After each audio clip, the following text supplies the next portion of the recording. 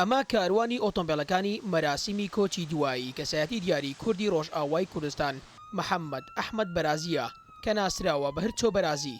هرچۆ لە شاری لۆس ئەنجلس لە ئەمریکا لە تەمەنی 95 ساڵی کۆچی دوایی کرد. پێش ئەوەی کۆچی دواییش بکات وەسیەتی کردبوو لە مەزاری نەمران لە بارزان تەرمەکەی بە خاک بسپێردرێت. بۆ ئەو دۆخی کە ئێستا لە ڕۆژاوای کوردستان ڕوودەدەن ئەو دەویست لەوێ بەخاک بسپێردرێت بۆ ئەوەی جانی کەس نەخاتە مەترسیەوە لەبەرەوە بارزانی هەڵبژات. پێوا بوو لە نزیک خوارەخەوش بوو مەلا مستەفای بارزانی جانی ئارام دەبێت. لێرەوە سڵاوڕێز بۆ خەڵکی کۆبانێ دەنێرین. دەمانخواست کە ئێستا لەگەڵتان بین لەوێ. ئێمە بە ئەوەی جانی کەس نەکەوێتە مەترسیەوە لێرەین. هەرچۆ بەرازی لە بنەماڵێکی دیاری ڕۆژئاوای کوردستان بووە. لە سووریا و وڵاتانی عەرەبی بەوە ناسراوە کە سامی حەناوی سەرۆکی پێشووتری سووریای لە ساڵی 1950 کوشتووە.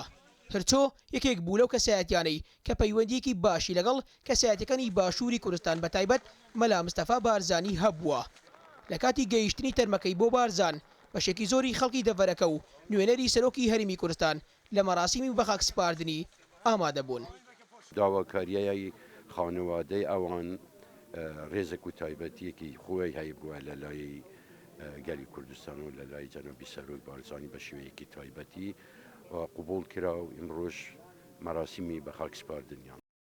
هەرچۆ بەرازی لە ساڵی 1920 لە شاری حەمای سووریا چاوی بە دنیا هەڵێناوە. خاوەنی 6 منداڵ بووە. ئامۆزای موحسین بەرازی سەرۆکوەزیرانی پێشووتری سووریا بووە کە بەدەستی کودەتاچیەکان ئەو کات کوژراوە. بۆ تۆڵەکردنەوەی خوێنی ئامۆزاکەی چووەتە لوبنان و دوای تۆڵەکردنەوەی خوێنی ئامۆزاکەی دەستگیر دەکرێت. ئەو کات دادگای لوبنان سزای زیندانی هەتایی بەسەردا سەپاند، بەڵام دوای 3 ساڵ لە دەستگیرکردنی لەسەر داوای سعودیا ئازاد کرا. پێدەچێت هەرچۆ لە تەمەنی خۆیدا چەندین ئاواتی هەبوو بێت. ڕەنگە بەشێک لە ئاواتانەی لە ژیانی ئاسایی خۆیدا بۆی نەهات بێتە دی.